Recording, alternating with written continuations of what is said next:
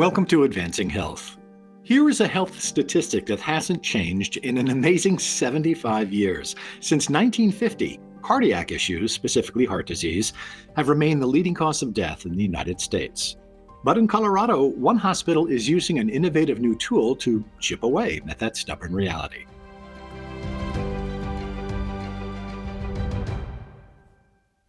I'm Tom Petterly, Senior Communications Specialist with the American Hospital Association. Glad you can join us. And I'm also really pleased that Josh Neff can join us. Josh is president of Mercy Hospital in Durango, Colorado, an area of the state known as the Four Corners region.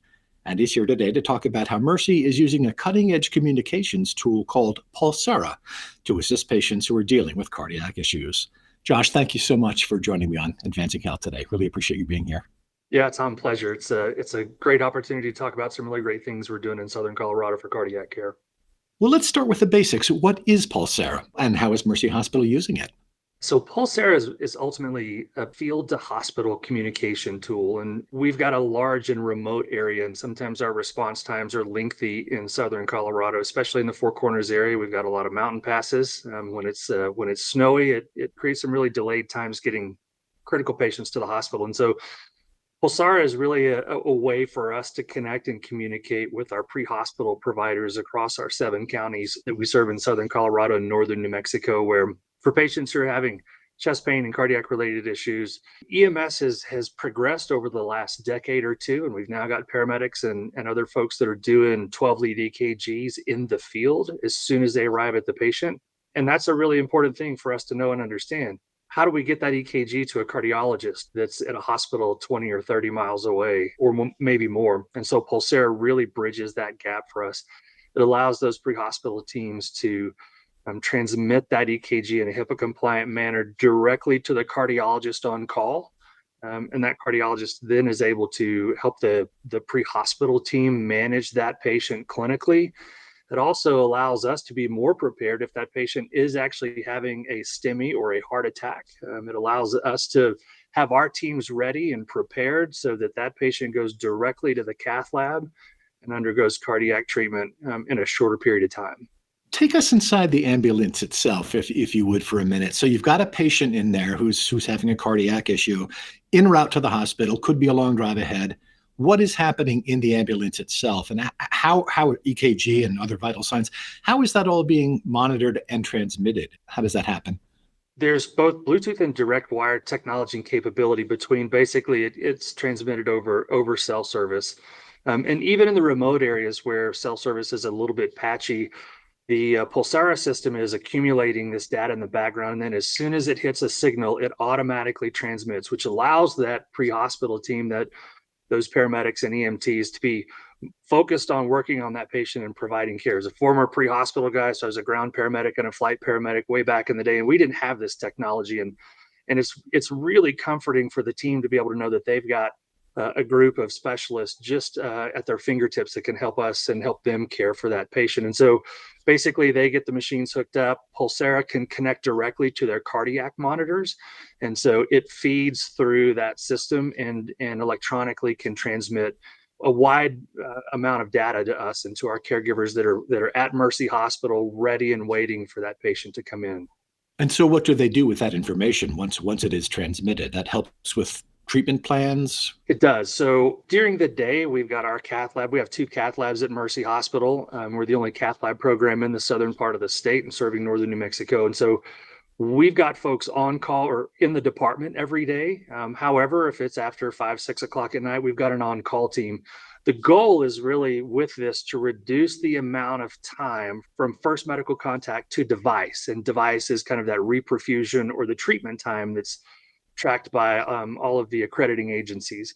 We know that the earlier we perfuse an artery, it leads to better outcomes, and that's both in hospital mortality as well as long-term recovery. And so what it allows us to do specifically at Mercy, before implementing Pulsara, we had about 130 minutes from first medical contact to reperfusion time. And our cardiology team has worked with Los Pinos EMS, Pagosa Springs Hospital, Upper Pine EMS, all Durango Fire Department, and a number of other agencies. This year, since we've implemented Pulsara, we've been able to reduce that time from first medical contact to perfusion from 130 minutes to 84 minutes. So we've seen a 35% decrease in time, because typically what would happen is that patient would come to the ER, they'd have a repeat EKG. Yes, you're having a STEMI. We should have the cardiac team here. You need to go to the cath lab. They'd have to, drive in from where they were.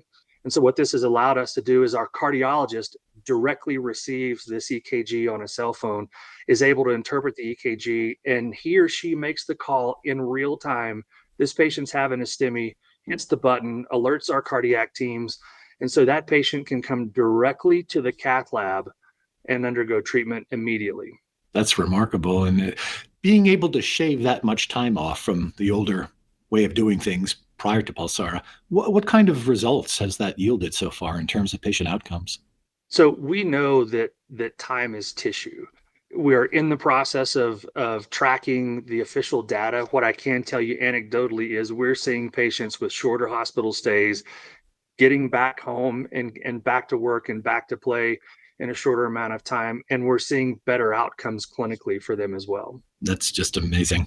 What kind of training is involved in using the Pulsara system, both for Mercy Hospital or ambulance employees, EMS people? Well, is it a complicated thing to get the hang of, or not really? It is not. If you can operate your social media apps on your cell phone, you can understand and operate Pulsara. It is that simple. It's intuitive. It knows how to store the information, what to send. And so when those pre-hospital folks hit that send button, it just automatically alerts the team that's on the receiving end of it, those folks who have the same Pulsara on their communication devices. They get an alert. They can go right in, tap the picture, look at the EKG. They can look at vital signs, a number of different things. So it is very easy to use. What about the cost involved? Is that something that is within the budget, would you say, of many hospitals or health systems? Yeah, it is. It is not an overtly expensive investment, and it's an investment in clinical care and quality outcomes. So it made all the sense in the world for us to do it. We know that if we can save one life over the course of a period of time, then those investments are well worth it. But I would say to any hospital CEO, as well as the EMS programs that are out there, it is an affordable program that you can easily integrate. Would it be as helpful, do you think, for hospitals in more urban areas that really aren't looking at the same transport times, with that patient in the ambulance? I think it could be used widely across all markets. I mean, I was on the Denver Front Range before I moved to Durango, and it may take you 45 minutes to go 6 or 7 miles if you hit traffic wrong or there's a wreck. And so time is still tissue, and it's still important for those patients to receive timely care as well. And so it extends our ability for our cardiac specialists to have eyes and ears in the field, in the ambulance, and understand what's going on with the patient. It allows our clinical teams to be thinking about, what kind of STEMI does this look like? What should we be prepared for when this patient comes in the door? You can have a heart attack and still have pretty stable vital signs. You can also have a heart attack and be really, really sick with unstable vital signs. And so being able to communicate that to our team just allows them to mentally prepare for what's about to come through the door.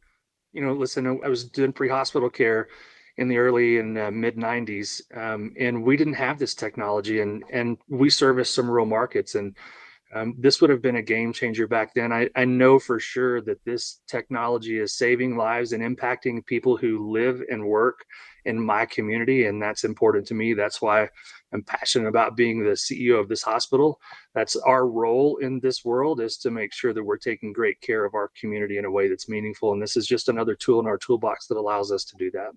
Well, thank you so much for your description of what it offers and how you're putting it to use. And thank you for the great care that you're offering your patients every single day. Really appreciate you being on Advancing Health today. Yeah, it's a pleasure. Thanks for asking us to talk about this. Thanks for listening to Advancing Health. Please subscribe and rate us 5 stars on Apple Podcasts, Spotify, or wherever you get your podcasts.